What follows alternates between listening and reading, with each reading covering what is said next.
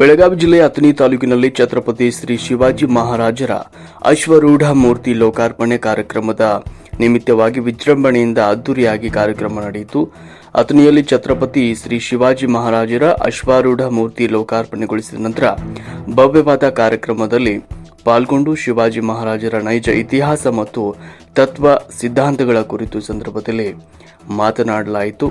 ಈ ವೇಳೆ ಪರಮ ಪೂಜ್ಯ ಮರಾಠ ಸಮಾಜದ ಜಗದ್ಗುರು ಶ್ರೀ ಮಂಜುನಾಥ ಭಾರತಿ ಸ್ವಾಮೀಜಿಗಳು, ಶಿವಾಜಿ ಮಹಾರಾಜರ ವಂಶಸ್ಥರಾದ ಡಾಕ್ಟರ್ ಶ್ರೀಮಂತ ಶಾಹು ಛತ್ರಪತಿ ಮಹಾರಾಜರು, ಕೇಂದ್ರ ಸಚಿವರಾದ ಜ್ಯೋತಿರಾಧ್ಯ ಸಿಂಧಿಯಾ, ಶ್ರೀ ಲಕ್ಷ್ಮಣ ಸಂಗಪ್ಪ ಸವದಿಯವರು ಹಾಗೂ ಮಾಜಿ ಕೇಂದ್ರ ಸಚಿವರಾದ ಪಿಜಿಆರ್ ಸಿಂಧಿಯಾ, ಸಚಿವರಾದ ಸಂತೋಷ್ ಲಾಡ್, ಸತೀಶ್ ಜಾರಕಿಹೊಳಿ, ಸಂಭಾಜಿ ಭಿಡೆ, ಶಾಸಕರು, ಮಾಜಿ ಶಾಸಕರು, ಹಲವಾರು ಗಣ್ಯರು ಭಾಗವಹಿಸಿದರು.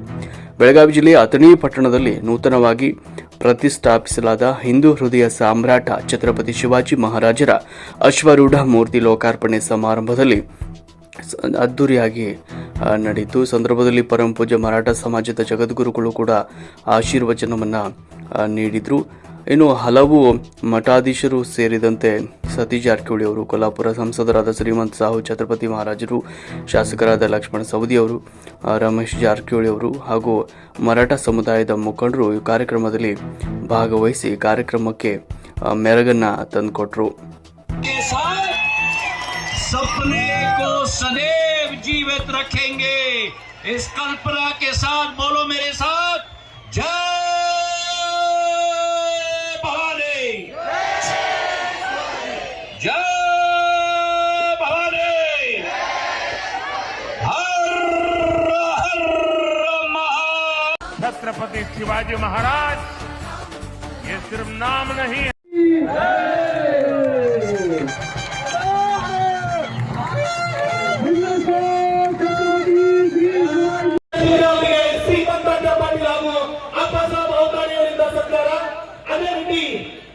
छत्रपति वंशस्थराದಂತಹ ಶಾಹು छत्रपति महाराज ಅವರಿಗೆ 3.5 साल सेना को तैयार करने के बाद ऐसा युद्ध छेड़ा उन्होंने, ऐसा युद्ध छेड़ा दक्कन में, ऐसा तूफानी आक्रमण कि शत्रुओं की नींद हराम करके छोड़ दी थी। अफजल खान का वक्त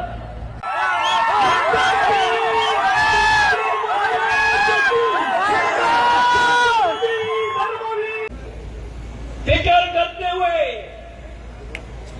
अपनी सैन्यता और बुद्धिमत्ता के आधार पर औरंगजेब ने लगाई थी, उस जंजीर को तोड़कर निकले और फिर 3.5 वर्ष अपने आप को, अपनी सेना को, अपने जन को ಬಹಳ ದಿನಗಳ ಈ ಅಥಣಿ ಮತ್ತು ಕಾಗವಾಡ ತಾಲೂಕಿನ ಜನರ ಬಹಳ ಕನಸಾಗಿದೆ. ಕೊನೆಗೆ ಅದು ಬಾಳಾಸಾಹೇಬ್ ಪಾಟೀಲ್ ಅವರ ನೇತೃತ್ವದಲ್ಲಿ ಮತ್ತು ನಿಮ್ಮೆಲ್ಲರ ಸಮಾಜದ ಎಲ್ಲ ಮುಖಂಡರ ಸಮ್ಮುಖದಲ್ಲಿ ಇವತ್ತು ಲೋಕಾರ್ಪಣೆ ಆಗಿದೆ. ಬಹುಶಃ ನಿಮ್ಮ ಸಂತೋಷದಲ್ಲಿ ಇಡೀ ಅಥಣಿ ತಾಲೂಕು ಭಾಗಿಯಾಗಿದೆ ಅಂತ ನಾ ಭಾವಿಸ್ತಾ ಇದ್ದೇನೆ. ಛತ್ರಪತಿ ಶಿವಾಜಿ ಮಹಾರಾಜರು ಕೇವಲ ಒಂದು ಧರ್ಮಕ್ಕೆ, ಒಂದು ಜಾತಿಗೆ ಸೀಮಿತವಾಗಿರುವಂಥ ನಾಯಕರಲ್ಲ, ಎಲ್ಲ ಮಾನವೀಯ ಕುಲಕ್ಕೆ ಅವರು ನಾಯಕರು, ಮಹಾರಾಜರು. ಸೊ ಅದನ್ನು ಆದರ್ಶ, ಅವ್ರದ್ದೇನು ಆದರ್ಶ ಇತ್ತು, ಅವರ ರಾಜ್ಯಭರದಲ್ಲಿ ಆಗಿರುವಂಥ ಸುಧಾರಣೆಗಳಿರ್ಬೋದು, ವಿದ್ದಾಡುವಂಥ ತಂತ್ರಗಾರಿಕೆ ಇರ್ಬೋದು, ಎಲ್ಲರನ್ನ ಗೌರವಿಸ್ತಾ ಏನು ಅವ್ರದ್ದೊಂದು ದಾರಿ ಇತ್ತು, ಅದನ್ನು ಇವತ್ತು ನಾವು ಪಾಲನೆ ಮಾಡೋದು ಭಾಳ ಅವಶ್ಯಕತೆ ಇದೆ. ಶಿವಾಜಿ ಮಹಾರಾಜ್ ಅವರ ಎಲ್ಲರಿಗೂ ಪ್ರೀತಿಗೆ ಪಾತ್ರರಾಗಿರುವಂಥ ಒಬ್ಬ ರಾಜರು. ಸೊ ಅವರನ್ನು ನಾವು ಇವತ್ತು ಅನುಷ್ಠಾನ ಮಾಡಬೇಕಾಗಿದೆ.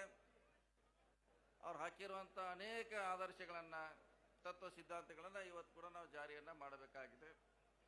ಸೊ ಹೀಗಾಗಿ ನಾವು ಅವ್ರನ್ನ ಒಂದೇ ಧರ್ಮ, ಒಂದೇ ಜಾತಿಯ ಮುಖಂಡರಂತ ನಾವು ಭಾವಿಸ್ಲಿಕ್ಕಿಲ್ಲ. ಅವರು ಇಡೀ ಭಾರತ ದೇಶದ ಆಸ್ತಿಯಾಗಿದ್ದಾರೆ, ಇಡೀ ಭಾರತಕ್ಕೆ ಅವರು ಮಾದರಿ ಆಗಿದ್ದಾರೆ ಅಂತ ಕೂಡ ಇವತ್ತು ನಾವು ಒತ್ತಿ ಹೇಳಬೇಕಾಗಿದೆ. ಸೊ ಅದನ್ನು ನಾವು ಇವತ್ತು ಪಾಲನೆ ಮಾಡಬೇಕಾಗಿದೆ. ಅವರು ಹಲವಾರು ಗಣ ಕಾರ್ಯ ಇರಬಹುದು, ಅದನ್ನು ಇವತ್ತು ನಾವು ಅಳವಡಿಸೋದು ಖಂಡಿತವಾಗಿ ಅವಶ್ಯಕತೆ ಇದೆ ಅನ್ನೋ ಮಾತನ್ನು ಹೇಳುತ್ತಾ, ನಮ್ಮ ಕರ್ನಾಟಕದ ದಾವಣಗೆರೆ ಜಿಲ್ಲೆ ಹೊದಿಗೆರೆಯಲ್ಲಿ ಛತ್ರಪತಿ ಶಿವಾಜಿ ಮಹಾರಾಜ್ ಅವರ ತಂದೆ ತಾಯಿಗಳ ಏನು ಸಮಾಧಿ ಇದೆ, ಇಲ್ಲಿವರೆಗೆ ಯಾವುದೇ ಸರ್ಕಾರ ಕೂಡ ಅದನ್ನು ಅಭಿವೃದ್ಧಿಗೆ ದುಡ್ಡು ಕೊಟ್ಟಿಲ್ಲ. ನಮ್ಮ ಸರ್ಕಾರ ಸುಮಾರು 5 ಕೋಟಿ ರೂಪಾಯಿಗಳನ್ನು ಅಭಿವೃದ್ಧಿಗೆ ಕೊಟ್ಟಿದೆ ಅಂತ ನನಗೆ ಭಾಳ ಹೆಮ್ಮೆ ಆಗ್ತಾ ಇದೆ. ಇನ್ನೂ 5 ಕೋಟಿ ರೂಪಾಯಿ ಕೊಡುವಂಥ ಯೋಜನೆ ತಯಾರಿ ಮಾಡಲಿಕ್ಕೆ ನಾವು ಹೇಳಿದ್ದೀವಿ. ಅದನ್ನು ಕೂಡ ಆದಷ್ಟು ಬೇಗ ನಿಮ್ಮ ಮೂಳೆಯವರು ಇಲ್ಲಿದ್ದಾರೆ, ಅವರು ಕೂಡ ನಮಗೆ ಭಾಳಷ್ಟು ಅಭಿನಂದಿಸಿದ್ದಾರೆ. ಮುಂದೂ ಕೂಡ ಅದನ್ನು ಯಾವ ರೀತಿ ಅಭಿವೃದ್ಧಿ ಮಾಡಬೇಕು ಎಲ್ಲ ನಮ್ಮ ಸಿದ್ದರಾಮಯ್ಯ ಸರ್ಕಾರ ಖಂಡಿತವಾಗಿ ಅದರ ಬಗ್ಗೆ ಬೆಳಕು ಚೆಲ್ತೈತೆ. ಅದನ್ನು ಸಂಪೂರ್ಣವಾಗಿ ಅಭಿವೃದ್ಧಿ ಮಾಡುವಂಥ ಪ್ರಯತ್ನವನ್ನು ಮಾಡ್ತೀವಿ ಅನ್ನೋ ಮಾತನ್ನು ಹೇಳುತ್ತಾ, ಜೊತೆಗೆ ಬೆಳಗಾವಿ ನಗರದಲ್ಲಿ ಶಾಹು ಮಹಾರಾಜರ ಪುತ್ಥಳಿ ಸುಮಾರು 1 ಕೋಟಿ ರೂಪಾಯಿದಲ್ಲಿ ನಾವು ಮೀಸಲಿಟ್ಟಿದ್ದು. 1 ಕೋಟಿ ರೂಪಾಯಿದಲ್ಲಿ ಶಾಹು ಮಹಾರಾಜರ ಪುತ್ಥಳಿನ ಬೆಳಗಾವಿಯಲ್ಲಿ ನಾವು ನಿರ್ಮಿಸ್ತಾ ಇದ್ದೀವಿ. ಸೊ ಇದರ ಕಾರಣ ಅಂದರೆ ಕೇವಲ ಅದು ಪುತ್ಥಳಿಯಾಗಿ ಉಳಿಯಬಾರ್ದು, ಅವರ ಆದರ್ಶಗಳನ್ನ ನಮಗೆ ಹೇಳ್ತಾ ಇರಬೇಕು. ಇಂಥ ಕೆಲಸ ಇವರು ಮಾಡಿದ್ರು, ನಾವು ಕೂಡ ಅದನ್ನೇ ಮಾಡಬೇಕನ್ನುವನ್ನ ಪ್ರತಿ ದಿವಸ ನಮಗೆ ಅದರಿಂದ ಸಂದೇಶ ಬರಲಿಕ್ಕೆ ಅವರ ಪುತ್ಥಳಿಯನ್ನು ನಾವು ಬೆಳಗಾವಿಯಲ್ಲಿ ಅನಾವರಣ ಮಾಡ್ತೀವಿ ಅಂತ ನನಗೆ ಭಾಳ ಸಂತೋಷ ಆಗ್ತಾ ಇದೆ. ಶಿವಾಜಿ ಮಹಾರಾಜರ ಇತಿಹಾಸ ಬಹುಶಃ ಕೆಲವು ಗೊತ್ತೇ ಇರದೇ ಇರ್ಬೋದು, ಯಾರು ಗೊತ್ತಿಲ್ಲ ಅವರಿಗೆ ಗೊತ್ತು ಮಾಡುವಂಥ ಪ್ರಯತ್ನವನ್ನು ನಾವು ಮಾಡಬೇಕಂತ ಈ ಸಂದರ್ಭದಲ್ಲಿ ಹೇಳುತ್ತಾ, ಶಿವಾಜಿ ಮಹಾರಾಜರ ಜೊತೆ ಎಲ್ಲ ಜಾತಿಯವರು ಧರ್ಮೀಯರಿದ್ರು, ಅದರಲ್ಲಿ ಮುಸ್ಲಿಂ ಕೂಡ ಇರೋದು ಕೂಡ ಭಾಳ ಮುಖ್ಯವಾಗಿರುವಂಥ ವಿಚಾರ. ಇವತ್ತು ಅವರ ಸೈನ್ಯಾಪತಿಗಳಿಗೆ ಕೂಡ ಭಾಳಷ್ಟು ಇತರ ಜಾತಿ ಜೊತೆ ಮುಸ್ಲಿಮ್ ಕೂಡ ಅವ್ರ ಜೊತೆ ಸೇರಿ ಈ ದೇಶವನ್ನು ರಕ್ಷಣೆ ಮಾಡುವಂಥದ್ದು ಕೂಡ ನಾವು ಇತಿಹಾಸದಲ್ಲಿ ನೋಡಿದ್ದೀವಿ. ವಿಶೇಷವಾಗಿ ಅವ್ರ ವಕೀಲರು ಕಾಜಿ ಅಂತ ಇದ್ದರು, ಹೈದರ್ ಕಾಜಿ ಅನ್ನೋರು ಕೂಡ ಛತ್ರಪತಿ ಶಿವಾಜಿ ಮಹಾರಾಜ ಅವರ ವಕೀಲರಾಗಿ ಕಾರ್ಯನಿರ್ವಹಿಸೋದನ್ನು ನಾವು ಇತಿಹಾಸದಲ್ಲಿ ನೋಡಿದ್ವಿ. ಅಂದರೆ ಅವ್ರು ಒಂದೇ ಜಾತಿಗೆ ಸೀಮಿತ ಅಲ್ಲ, ಎಲ್ಲ ಜಾತಿಯವ್ರ ಜೊತೆ ಅನ್ಯೋನ್ಯ ಸಂಬಂಧ ಇರೋದನ್ನು ಅವ್ರ ಇತಿಹಾಸದಲ್ಲಿ ನಾವು ನೋಡಲಿಕ್ಕೆ ಸಾಧ್ಯ ಆಗಿದೆ. ಇವತ್ತು ಭಾಳಷ್ಟು ಮುಖಂಡರು, ವಿಶೇಷವಾಗಿ ಸಿಂಧಿಯಾ ಅವರು ದಿಲ್ಲಿಯಿಂದ ಗ್ವಾಲಿಯರಿಂದ ಬಂದ ಭಾಳಷ್ಟು ಹೊಸ ಹೊಸ ವಿಚಾರಗಳನ್ನು ಹೇಳುವಂಥ ಪ್ರಯತ್ನ ಇವತ್ತು ಮಾಡಿದ್ದಾರೆ. ಅವರು ಕೂಡ ನಮ್ಮ ಕರ್ನಾಟಕ ಸರ್ಕಾರದ ವತಿಯಿಂದ ಅಭಿನಂದನೆಗಳನ್ನು ಸಲ್ಲಿಸುವ ಮೂಲಕ ಶಿವಾಜಿ ಮಹಾರಾಜರ ಪುತ್ಥಳಿ ಇವತ್ತು ಒಂದೇ ದಿನಕ್ಕೆ ಸೀಮಿತ ಆಗದೆ ಪ್ರತಿ ದಿವಸ ಅವ್ರು ಮಾಡಿರುವಂಥ ಹಲವಾರು ಗಣಕಾರ್ಯಗಳನ್ನು ಕೂಡ ಸಾರುವಂಥ ಆ ಕಾರ್ಯಕ್ರಮ ಆಗಬೇಕು. ಆ ಮೂರ್ತಿ ಮಾಡಿದ ಎಲ್ಲ ಕೂಡ ಲೋಕಾರ್ಪಣೆ ಮಾಡಿದ ಕೂಡ ಭಾಳ ಅವಶ್ಯಕತೆ ಅನ್ನೋ ಮಾತನ್ನು ಹೇಳುತ್ತಾ, ಈ ಕಾರ್ಯಕ್ರಮ ಯಶಸ್ವಿ ಆಗಲಿಕ್ಕೆ ಮತ್ತೊಮ್ಮೆ ಬಾಳಸಪ್ಪ ಶ್ರೀಮಂತ್ ಪಾಟೀಲ್ ಅವರು, ಅವ್ರ ಎಲ್ಲ ಅನ್ವಯಗಳು, ತಾವು ಇಲ್ಲಿ ಬಂದಂಥ ಎಲ್ಲ ಅನ್ವಯಗಳು ಕೂಡ ಭಾಳಷ್ಟು ಕಾರ್ಯಕ್ರಮವನ್ನು ಯಶಸ್ವಿ ಮಾಡಿ ಬಹುಶಃ ಕರ್ನಾಟಕದಲ್ಲಿ ಒಂದು ಮಾದರಿ ಕಾರ್ಯಕ್ರಮ ಆಗಿದೆ ಅಂತ ನನಗೆ ಭಾಳ ಹೆಮ್ಮೆ ಇದೆ. ಅವರ ಆದರ್ಶಗಳು ಕೂಡ ಮುಂದುವರಲಿ ಅಂತೇಳಿ ನಾನು ಮುಗಿಸ್ತೀನಿ. ನಮಸ್ಕಾರ. ಯಾರು 565 ಮಂದಿ ಮಹಾರಾಜರಿದ್ರು, ತೆಲಿಗೊಂದು ಮಾತಾಡ್ತಿದ್ವಿ ಮಹಾರಾಜರು. ಇದನ್ನು ಕುತ್ತಿಗೆ ಚಂಡ್ ಹಿಡಿದು ಕೂಡ್ಸೋರು ಯಾರಪ್ಪ ಅಂದ್ರೆ ಸರ್ದಾರ್ ವಲ್ಲಭಭಾಯಿ ಪಟೇಲ್. ಅವ್ರು ಯಾರು? ಗುಜರಾತ್ ಅದವ್ರು. ಅವ್ರಿಗೆ ಹೇಳಿದೆ, ವಿಧಾನಸಭೆ ಚರ್ಚೆ ನಡೀತು, ಮರಾಠ ನಿಗಮ ಆಗಬೇಕು ಅಂತೇಳಿ ಚರ್ಚೆ ನಡೀತು. ನಾನು ಅದನ್ನ ಕಾಲಿಂಗ್ ಅಟೆನ್ಷನ್ ಹಾಕಿದ್ದೆ. ಅವಾಗ ನಾನು ಬಸವರಾಜ ಬೊಮ್ಮಾಯಿ ಕರೆದ್ರು ಒಳಗೆ, ಇಲ್ಲೇ ಬೆಳಗಾವಿ ಅಧಿವೇಶನದಾಗೆ, ಗೌಡ್ರ ಮತ್ತು ಹಿಂಗೆ ನೀವು ಶಿವಾಜಿ ಮಹಾರಾಜರದ್ದು ಬರೋದಾಗ ನಾ ಹೇಳ್ದೆ ಮಾತಾಡ್ತೀನಿ, ಅದಕ್ಕೇನು ಅಂಜಿಕೆ ಅನ್ನೋದು ಕೇಳಿದೆ. ಇಲ್ಲ, ಆ ನಿಗಮ ಮಂಡಳಿ ನಾವು ಮಾಡಬೇಕಾಗೈತಿ, ಅದು ಬರೀ ಎಲ್ಲರಿಗೂ ಬೋಗಸ್ ಇಟ್ಟಿದ್ದು ಹೇಳ್ಕೋತ ಬಂದೀವಿ ನಾವು. ಆದ್ರೆ ಇದು ಒಳ್ಳೆ ಇಶ್ಯೂ ಐತಿ, ನಾ ಇದ್ದಾಗ ನೀವು ಅದನ್ನು ಪ್ರಸ್ತಾಪ ಮಾಡ್ರಿ ಅಂದ್ರು ನಮ್ಮ ಬೊಮ್ಮಾಯಿ. ಪಾಪ ಬೊಮ್ಮಾಯಿ ಅವ್ರದ್ದು ಅವತ್ತು ಇರಲಿಲ್ಲ. ನಾ ಹೇಳಿದ್ದೇನೆಂದ್ರೆ, ಮರಾಠಿ ಭಾಷೆಯನ್ನು ನೀವು ವಿರೋಧ ಮಾಡ್ತೀರಿ, ಮತ್ತು ಉರ್ದು ಭಾಷೆಯನ್ನು ಹಲಿಕಿಸಿದ ಎಲ್ಲರೂ, ಅದೇನು ಹಿಂದೂಸ್ತಾನ ಉರ್ದು ಭಾಷೆ. ಯಾರಿಗೆ ಮರಾಠಿ ಭಾಷೆಯನ್ನ ನೀವು ವಿರೋಧ ಮಾಡುವಂಥವ್ರಿಗೆ ದಮ್ಮ ತಾಕತ್ತಿದ್ರ ಈ ರೈಲ್ವೆ ಸ್ಟೇಷನ್ ಮ್ಯಾಗ ಬರ್ದಾರಲ್ಲ ಉರ್ದು ಒಳಗ, ಅದನ್ನೆಲ್ಲ ತೆಗೆಯುವಂಥದ್ದು ಇದ್ರೆ ನಿಮ್ಮ ಅಪ್ಪ ಹುಟ್ಟಿದ್ರೆ ತೆಗಿತೀರಿ.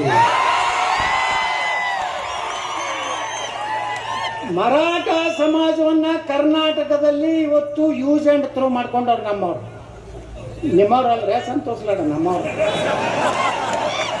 ನೀವು ಏನಾರು ಹೇಳಿ, ಒಮ್ಮೆ ಮೋರ್ಯರೇ ಆಗ್ಯಾರ, ಒಮ್ಮೆ ಲಾಡರೇ ಆಗ್ಯಾರ, ಗೋರ್ಪಡೆ ಯಾರಿಗಾರು ಮಾಡ್ಕೋತಾ ಇದ್ದೀರಿ. ನಮ್ಮವರು 10 ಹೊಂಟ್ರೆ ಕೇಸರಿ ಗುಲಾಲ್ ಹಚ್ಕೊಂಡು ಯಾವನೋ ಒಬ್ಬ ಮಮತಾಜ್ ಕಾರಣ ಮಾಡಿದ್ರು ನಮ್ಮವ್ರು. ಏನ್ರಿ ನಾ ಹೇಳಿದೆ ಅವತ್ತು 6 ವರ್ಷಕ್ಕಿಂತ ಕಂದಾಯ ಮಂತ್ರಿ ಬೆಳಗಾವಿ ವಿಧಾನಸಭೆದಾಗ ಶೀಘ್ರದಲ್ಲಿ ನಾವು ನಿಗಮವನ್ನು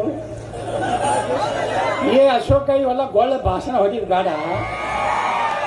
ಯಾವಾಗ ಮಾಡ್ತಿ ಹೇಳು, ಒಂದು MLC ಯಾವಾಗ ಮಾಡ್ತಿ ಹೇಳು, ಊರ್ದ ಕತ್ತಿ ಹೇಳಬೇಡ ಅಂದೆ. ಯತ್ನಾಡ್ರು ಹೇಳ್ದಂತ ಭಾಳ ಸತ್ಯ ಇದೆ. ಮರಾಠಿ ಭಾಷೆ ಇರ್ಬೋದು, ಆದ್ರೆ ಮರಾಠಿಗರು ಕನ್ನಡದ ನಾಡಿನ ನಮ್ಮೆಲ್ಲರ ಸಹೋದರರ ಅಂತ ಹೇಳಿ ಬಂಧುಗಳೇ. ಅವತ್ತೇನೋ ಮರಾಠ ನಿಗಮ ಆಗಿದ್ದು ಕಾರಣ ಇವತ್ತು ಅದರ ಅಧ್ಯಕ್ಷ ಆಗ್ಲಿಕ್ಕೆ ಕಾರಣ, MLC ಆಗ್ಲಿಕ್ಕೆ ಕಾರಣ ಯಾರು ಇಂಗ್ಲೆಂಡಿಗೆ ಹೋಗಿ ಕಲೀಲಿಕ್ಕೆ ಆಗ್ತಿರ್ಲಿಲ್ಲ. ಅದರ ಪುಣ್ಯ ಏನಾದರೂ ಇದ್ರೆ ಕೋಲ್ಹಾಪುರ ಮಹಾರಾಜರಿಗೆ ಇವತ್ತು ಸಲ್ತದೆ. ಈ ರಾಜ್ಯದಲ್ಲಿ 2 ಮಂದಿತನ, ಒಂದು ಬೆಳವಡಿ ಮಲ್ಲಮ್ಮ, ಒಂದು ಕೆಳದಿ ಚೆನ್ನಮ್ಮ. ಬೆಳವಡಿ ಮಲ್ಲಮ್ಮ ಈ ಜಗತ್ತಿನ ಮೊದಲನೆಯ ಮಹಿಳಾ ಸೈನ್ಯ ಕಟ್ಟಿದಂತ ತಾಯಿ. ಮಹಾರಾಜರು ಛತ್ರಪತಿ ಶಿವಾಜಿ ಮಹಾರಾಜರು ಆ ಕಡೆ ಮದ್ರಾಸ್ ಕಡೆಯಿಂದ ಯುದ್ಧ ಗೆದ್ಕೊಂಡು ವಾಪಸ್ ಬರುವಾಗ ಅವಾಗೆಲ್ಲ ಮುಂದೆ ಹೋಗಿ ತಂಪು ಹೊಡಿತಿದ್ರಲ್ಲ. ಅವ ಬೆಳವಡಿ ರಾಜ್ಯದಾಗ ಶಿವಾಜಿ ಮಹಾರಾಜರ ಸೇನಾಧಿಪತಿ ಏನ್ ಮಾಡ್ತಾನ, 1000 ಆಕಳು ಹೊಡ್ಕೊಂಡು ಹೋಗ್ಬಿಡ್ತಾನ. ಯಾಕಂದ್ರೆ ಹಾಲು ಬೇಕಲ್ಲ ಸೈನಿಕರಿಗೆ, ಮಹಾರಾಜ ಎಲ್ಲರಿಗೂ. ಅವರೆಲ್ಲ ಹೋಗಿ ಬೆಳವಡಿ ಮಲ್ಲಮ್ಮಗೆ ಹೇಳ್ತಾರ, ಹಿಂಗೆ ಬಂದು ಶಿವಾಜಿ ಮಹಾರಾಜರ ಸೇನಾಪತಿ ಇದನ್ನೆಲ್ಲ ನಮ್ಮ ಆಕಳ ಹೊಡ್ಕೊಂಡು ಹೋಗಂದಾಗ ಬೆಳವಡಿ ಮಲ್ಲಮ್ಮ ಹೋಗಿ ಆ ಸೇನಾಪತಿ ಜೋಡ ಸಣ್ಣ ಘರ್ಷಣೆ ಆಗ್ತದೆ, ಬಿಡ್ಸ್ಕೊಂಡು ಹೋಗ್ತಾರೆ. ಶಿವಾಜಿ ಮಹಾರಾಜರು 1-2 ದಿವಸ ಬಿಟ್ಟು ಬರ್ತಾರಲ್ಲಿ. ಬಂದಾಗಿದ್ದು ಎಲ್ಲ ಏನು ಹೇಳಿರೋದಿಲ್ಲ ಸೇನಾಧಿಪತಿ, ಅವ್ರಿಗೆ ಮಾಹಿತಿ ತಗೋತಿರ್ತಾರೋ, ಎಲ್ಲ ಗುಪ್ತಚರ ಇರ್ತದೆ. ಹಿಂಗೆ ಇಂಟೆಲಿಜೆನ್ಸ್ ಅದಾವಲ್ಲಿ, CBI ಹಾಗೆಲ್ಲ ಗುಪ್ತಚರ ಮಾಹಿತಿ ತಗೊಂಡು ಶಿವಾಜಿ ಮಹಾರಾಜರು ಗುರ್ತಾಗ್ತದೆ ನಮ್ಮ ಸೇನಾಧಿಪತಿ ತಪ್ಪು ಮಾಡ್ಯಾನ. ಅವಾಗ ಶಿವಾಜಿ ಮಹಾರಾಜರು ಬೆಳವಡಿ ಮಲ್ಲಮ್ಮನ ಕರೆಸಿ ತಾಮ್ರದ ಒಂದು ಇದರಲ್ಲಿ, ನೀನು ನನ್ನ ಸಹೋದರಿ, ನೀನು ಬೇರೆ ಅಲ್ಲ ನಾನು ಬೇರೆ ಅಲ್ಲ ಅಂತ ಸಹೋದರಿ ಭಾವನೆ ಕೊಟ್ಟಂತವ್ರು ಛತ್ರಪತಿ ಶಿವಾಜಿ ಮಹಾರಾಜ. ಕೆಲವು ಮಂದಿ ಹೊಯ್ಕೋತಾರೆ ಸುಮ್ಮನೆ. ಶಿವಾಜಿ ಮಹಾರಾಜನ ಬೆಳವಡಿ ಮಲ್ಲಮ್ಮ ಸೋಲಿಸಲಿಲ್ಲ. ಅವ್ರದ್ದು ಒಂದು ದೊಡ್ಡ ಚಿತ್ರ ಇದೆ, ನೋಡಿರೋದಿಲ್ಲ. ಕೆಲವು ಮಂದಿ ಏನಾಗ್ಬಿಟ್ಟಾರೆ ಈ ದೇಶನಾಗ, ಯಾರು ಇತಿಹಾಸನೇ ತಮ್ಗೆ ಹೆಂಗೆ ಬೇಕಂಗೆ ಬರ್ಕೊಂಡಾರ, ಅವಾಗ ಯಾರು ಕೇಳೋರು ಅದಾರ. ಅವಾಗ ಎಲ್ಲ ಲೆಫ್ಟಿಸ್ಟು ಕಮ್ಯುನಿಸ್ಟ್ ಮೈಂಡೆಡ್ ನನ್ನ ಮಕ್ಕಳು ತಮ್ಗೆ ಹೆಂಗೆ ಬೇಕು ಹಂಗೆ ಬರೇ ಮೊಘಲರು, ಅಕ್ಬರ, ಔರಂಗಜೇಬ, ಟಿಪ್ಪು ಸುಲ್ತಾನ ಇದೇ ಬರ್ದಾರ. ನಾವು ಕನ್ನಡ ಸಲ ಬರೆಯೋದು ಕನವಂತನಾದ ಅಕ್ಬರನು ಬಾರಿ ಅವನೇ ಒಂದು ಧರ್ಮವನ್ನು ಸ್ಥಾಪಿಸಿದ ಬಾಪಡೆ ಮಕ್ಕಳೇ ಇಲ್ಲ. ಬರೇ ಮಹಾರಾಣಾ ಪ್ರತಾಪ್ ಹೆಸರು ತಗೊಂಡ್ರ ಅಕ್ಬರ್ ಅಲ್ಲೇ ಚಡ್ಡ್ಯಾಗ ಎಂದೂ ಡೈರೆಕ್ಟ್ ಯುದ್ಧ ಮಾಡಲಿಲ್ಲ ಮಹಾರಾಣಾ ಪ್ರತಾಪ್ ವಿರುದ್ಧ. 7 ಕೊಟ್ಟಿದ್ದ ಮಹಾರಾಣಾ ಪ್ರತಾಪ್ ಕೈಯ ಅಂದ್ 110 ಕಿಲೋದ ಹಿಂಗೆ ಹೊಡೆದ್ರ ಒಬ್ಬ ಬೈತುಲ್ ಖಾನ್ ಅಂತ ಒಂದು ಸೇನಾಧಿಪತಿನ ಕೊಟ್ಟು ಕಳ್ಸಿದ್ದ. ಅವ ಎಷ್ಟು ನೀಚಿದ್ದಂದ್ರ 6-7 ವರ್ಷದ ಸಣ್ಣ ಮಕ್ಕಳಿಗೆ ಸಹಿತ ಅತ್ಯಾಚಾರ ಮಾಡ್ತಿದ್ದ ಅಂತ ನೀಚ. ಅವನು ಕೊಟ್ಟು ಕಳ್ಸದ ಅಕ್ಬರ್, ಹೋಗಿ ಇವನ ಮಹಾರಾಣವನ್ನು ಹೊಡೆದು ಬಾತ. ಇಟ್ಟು ಚಂದ ಚೇತಕ್ಕತ್ ಕುದುರೆ ಐತಲ್ಲ ಮಹಾರಾಣನ, ಹಿಂಗೆ ತಿರ್ಗ್ಯಾಚಿ ಓಡ್ಯಾಚಿ ಹೊಡಿತಾರ. ಅದಕ್ಕೆ ಒಮ್ಮೆ ಹೊಡಿಲಿಲ್ಲ ಮಹಾರಾಣ, ಹಿಂಗೊಮ್ಮೆ ಹೊಡೆದು ಹಿಂಗೆ ಮಾಡಿ ಒಂದು ಹೊಡೆದ್ರೆ ತಲೆಯಾಗಿ ನೆತ್ತಾಗಿ ಇಟ್ರ ಕುದುರೆ ಅದು ಕೂಡ ಹಿಂಗೆ ಸುಳ್ಕೊಂಡೋಗಿತ್ತು. ಅದು ನಮ್ಮ ಶೌರ್ಯವನ್ನು ನಮ್ಗೆ ಹೇಳೇ ಇಲ್ಲ. ಬರೀ ಗಣವಂತನಾದ ಅಕ್ಬರ್, ಟಿಪ್ಪು ಸುಲ್ತಾನ್ ತನ್ನ ಮಕ್ಕಳನ್ನು ಒತ್ತೆ ಇಟ್ಟು ಬ್ರಿಟಿಷರಿಗೆ ಹೋರಾಟ. ಮಗನ ಒತ್ತೆ ಹಾಕಿಡ್ತ ನಮ್ಮ ಸಂಭಾಜಿ ರಾಜ ಛಾವ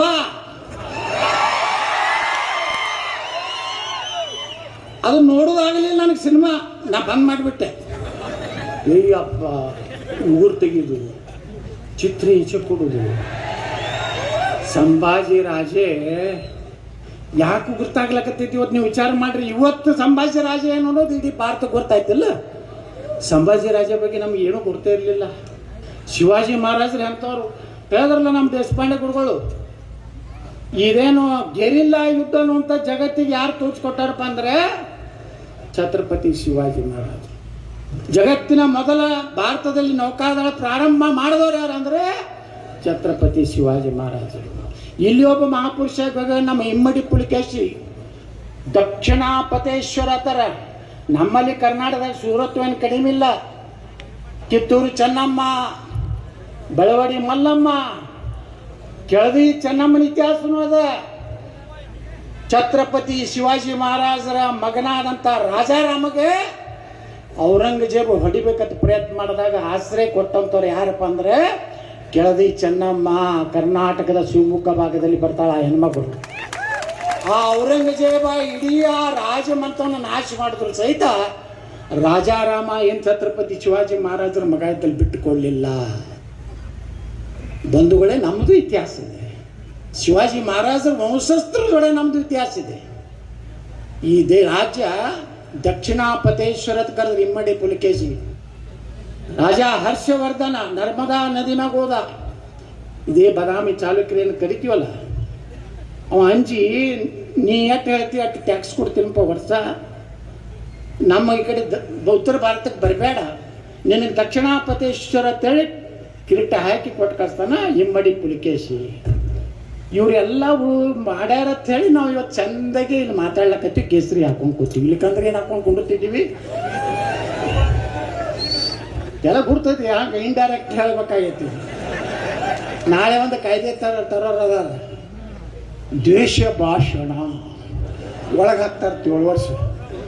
ಯಾರು ತರೋರದ ಅವರೇ ಮೊದಲು ಹೋಗ್ತಾರೆ ಅದ್ರೊಳಗೆ. ನಾನು ಹೋಗ್ತೀನಿ ಬಿಡು, ನಾನು ಹೆಂಗೆ ಬಿಡ್ಸ್ಕೊಂಡು ಬರೋದು ನನಗೆ ಗುರ್ತೈತಿ, ನಾನು ಬಿಡ್ಸ್ಕೊಂಡು ಬರ್ತೀನಿ. बंधुगळे नाव भगवा झेंडा फडकायचा स्वप्नाला पानिपतची तिसरी युद्धाच्या नंतर 10 वर्षांमध्ये 1771 मध्ये दिल्लीच्या लाल किल्ल्यावरती भगवा ध्वज फडकायचा छत्रपती शिवाजी महाराजांचे स्वप्न पूर्ण पाटील बुवा महाजी महाराजांनी केला. छत्रपती शिवाजी महाराजांची इतिहास त्यांच्या समर्पणाचा भाव भारतची माती जवळ त्याची चर्चा आणि गोष्टी तुम्ही करणार. त्याची सुरुवात शिवनेरी किल्ल्यामध्ये त्यांचा जन्म झाला होता. एक युग प्रवर्तकचा जन्म झाला होता आणि 15 वर्षाच्या आयुमध्ये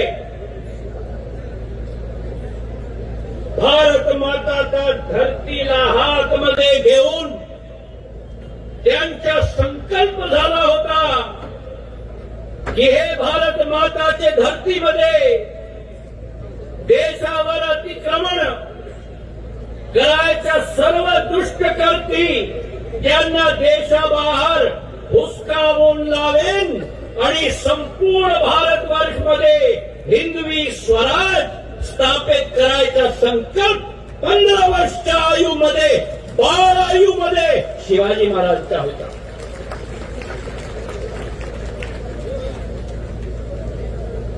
श्रीमंत पाटील साहेबांवर माझी गोष्टी झाली होती. त्यांची विनंती होती की आपण अर्धा मराठीमध्ये आणि अर्धा हिंदीमध्ये भाषण द्या. त्यांची आज्ञाची मी पालन करतो. 15 वर्ष के आयु में जिस बालक ने स्वप्न लिया था कि भारत माता की माटी के ऊपर विदेशी आक्रांताओं को खदेड़ के हम भारत माता की माटी से पार करने का स्वप्न छत्रपति शिवाजी महाराज ने लिया.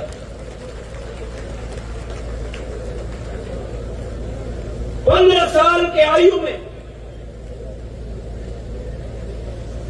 जिस बाढ़ के पास, मराठी में छोटे बालक को बाढ़ कहते हैं,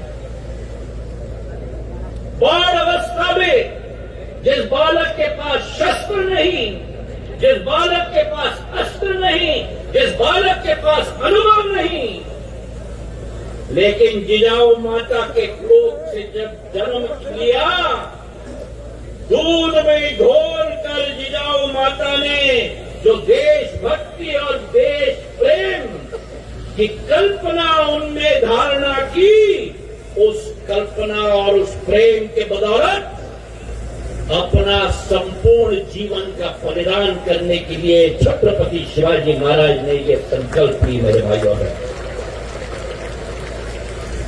और मुझे कहने में कोई हिचक नहीं है कि अगर आज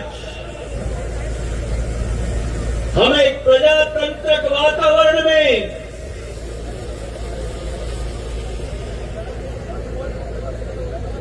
प्रजातंत्र के छत के नीचे हम अपना एक एक सांस ले पा रहे हैं, तो उसका श्रेय भी अगर जाता है तो हमारे छत्रपति शिवाजी महाराज को जाता है। शेर की तरह शत्रुओं के ऊपर टूट पड़ते थे, आदिल शाही हो, अफजल खान हो, फतेह खान हो, शाइस्ता खान हो, हमारे उमरी खंड में जो आक्रमण करते थे उनके ऊपर हो, और केवल शेर की तरह आक्रमण नहीं, लेकिन बुद्धिमत्ता और तकनीक के आधार पर आक्रमण करते थे। और उस जमाने में उनकी कल्पना थी कि भारत में केवल आर्टिलरी और कैवलरी नहीं, लेकिन भारत में भारत के सीमाओं को सुरक्षित रखने के लिए हमें नौसेना को भी उजागर करना होगा। और संपूर्ण भारत के तट पर नौसेना उजागर की कई किले स्थापित किए, चाहे जयगढ़ हो, विजयदुर्ग हो, सिंधुदुर्ग हो। और उस जमाने में विदेशी आक्रांताओं की नौसेना, चाहे जिज्जी की नौसेना थी, पोर्टुगल की नौसेना थी, सबके ऊपर हावी छत्रपति शिवाजी महाराज की नौसेना। और आज उसी विषय को मद्देनजर रखते हुए देश के प्रधान सेवक, देश के प्रधान रक्षक प्रधानमंत्री नरेंद्र मोदी जी ने भारत के नौसेना का चिन्ह छत्रपति शिवाजी महाराज की नौसेना की चिन्ह बना दी। आज मेरे भाइयों और बहनों, जब 1667 में औरंगजेब ने छल कपट के आधार पर उनको गिरफ्तार किया, अगर सामान्य मानवी होता हम जैसे तो हमारी दम टूट जाती, लेकिन छत्रपति महाराज ने फिक्र करते हुए अपनी सैन्यता और बुद्धिमत्ता के आधार पर जो जंजीर औरंगजेब ने लगाई थी, उस जंजीर को तोड़कर निकले। और फिर 3.5 वर्ष अपने आप को, अपनी सेना को, अपने जन को तैयार किया महान युद्ध के लिए। 3.5 साल सभी शेतकरियों को, किसानों के लिए नीति बनाई, अपनी सेना में पराक्रम की विचारधारा तैनात की। और जिस सेना उस समय में केवल 15,000 की थी, 3.5 लाख में मराठा और सभी समाजों की सेना 3 लाख तक तैयार की। 3.5 साल सेना को तैयार करने के बाद ऐसा युद्ध छेड़ा उन्होंने, ऐसा युद्ध छेड़ा दक्कन में, ऐसा तूफानी आक्रमण कि शत्रुओं की नींद ही हराम करके छोड़ दी थी उन्होंने। अफजल खान का वध लोग कहते थे संभव नहीं, लेकिन जहां वीरता नस नस में हो, वीरता रग रग में हो, वाग नख लेकर अफजल खान का पेट चीरने का काम छत्रपति शिवाजी महाराज ने किया। और ऐसा युद्ध छेड़ा कश्मीर से कन्याकुमारी तक कि जो पिछले 25 सालों में जिस छत्रपति के हाथ में लाडसा भाई का मराठा माणूस आहे आपण, हे इतिहास आहे छत्रपती शिवाजी महाराजांचा गोष्टीनंतर 25 साल में जिस छत्रपति शिवाजी महाराज के पास केवल 12 किले थे, उनके शासनकाल में 8 साल के अंदर संपूर्ण देश के अंदर 260 किले तैयार करके छोड़े उन्होंने। इतना कि औरंगजेब ने अपनी सेना को कहा, अपने दरबार में मंत्रियों को कहा, उन्होंने कहा हुकूमत करनी है तो शिवा का चाल चलन सीखो, हुकूमत करनी है तो शिवा का चाल चलन सीखो। इसमें कोई शक नहीं कि हम खुशनसीब हैं कि हमें दुश्मन भी मिला तो शिवा जैसे मिला।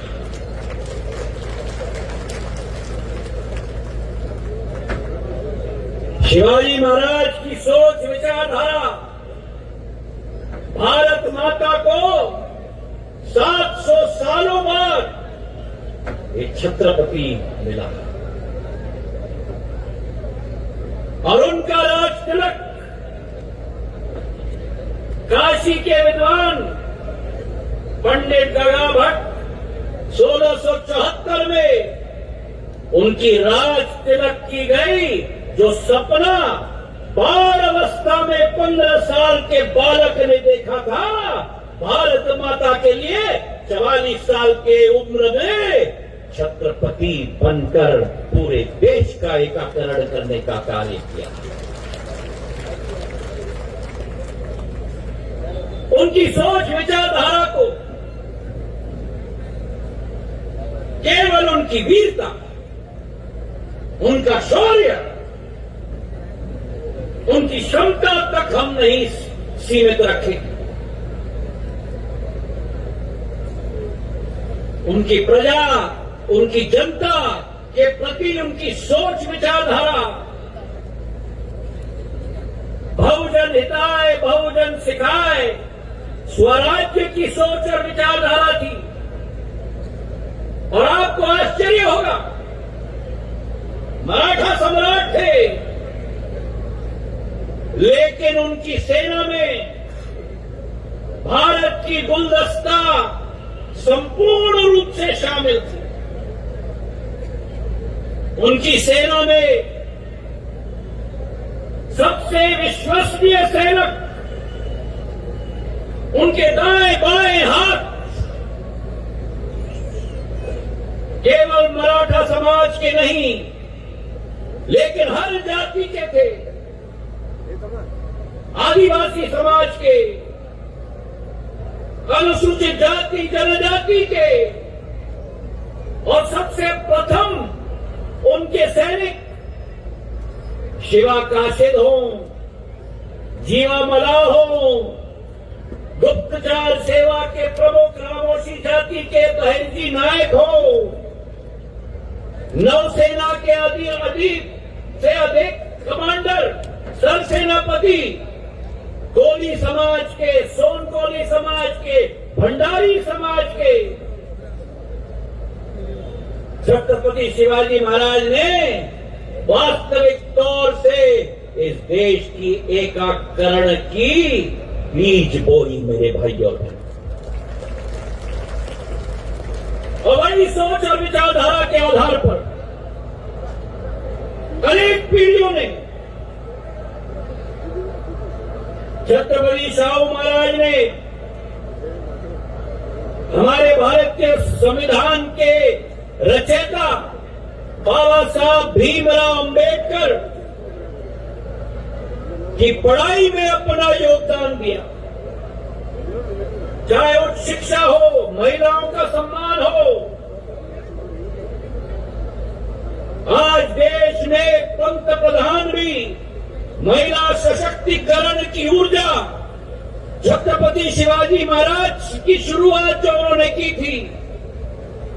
आपको आश्चर्य होगा ये सुनते हुए कि उनके साम्राज्य में गढ़ किले के सरसेनापति केवल पुरुष नहीं होते थे, महिलाएं भी होती थी। और एक उदाहरण आपको देता हूं।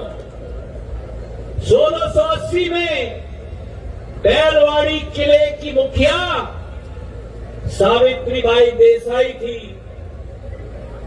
हर गढ़ किले की जिम्मेदारी एक एक महिला को भी देने का कार्य छत्रपति शिवाजी महाराज ने किया था। और उनके चले हुए पथ पर उन्होंने पीढ़ी दर पीढ़ी अनेक समाज सुधारकों को प्रेरणा दी। महात्मा ज्योतिबा फुले ने भी छत्रपति शिवाजी महाराज से प्रेरणा ली। और महात्मा ज्योतिबा फुले कहते थे कि किसानों और मजदूरों के नरेश कुलवाड़ी भूषण छत्रपति शिवाजी महाराज हैं। आज उनसे हमें प्रेरणा लेनी होगी। अरे बाजा आएगा, बाजा जाएगा।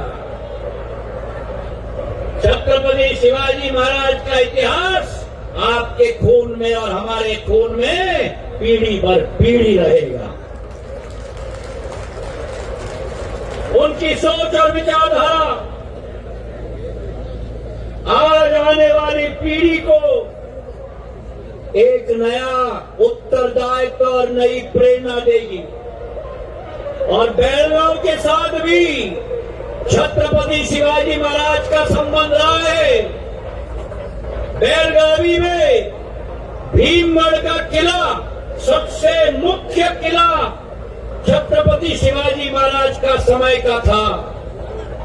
तो आज जब उनके पुतले का हम लोग लोकार्पण कर रहे हैं, अनावरण कर रहे हैं, एक संकल्प भी लेना होगा इस अथनी की भूमि पर कि केवल प्रतिमा प्रतीक मार्ग तक न रहे। आपके और मेरे लिए ये प्रतिमा एक प्रतीक रहे वीरता की, एक प्रतीक रहे स्वाभिमान की, एक प्रतीक रहे असीम साहस की मेरे भाइयों और बहनों।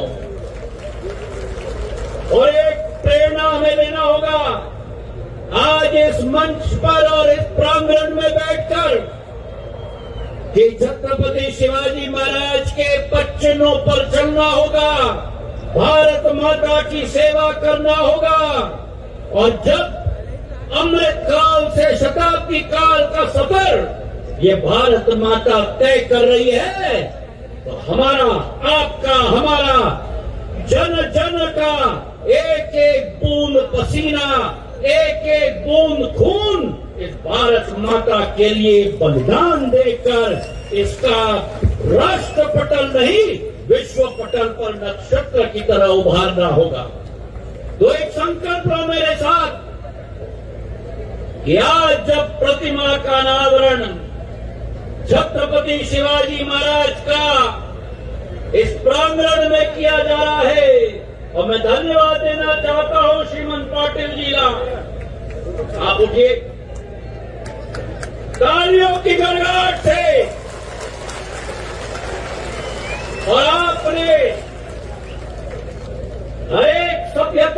पालन किया है, हर एक परंपरा का पालन किया है। जब हमारे प्रतिमा का अनावरण हुआ तो तलवार नंगा नहीं रहता मराठा में, तलवार पर नींबू लगा के रखा है श्रीमंत पाटिल जी ने। मैं धन्यवाद अर्पित करना चाहता हूं। और एक हम लोग कल्पना करें कि लक्ष्य पर हम अडिग रहेंगे, राष्ट्रहित को अपना धर्म बनाएंगे और उसी के साथ सपने को सदैव जीवित रखेंगे। इस कल्पना के साथ बोलो मेरे साथ, जय बहारे, जय बहारे, हर हर महादेव। धन्यवाद। जय हिंद, जय छत्रपति शिवाजी महाराज, जय जिजाऊ।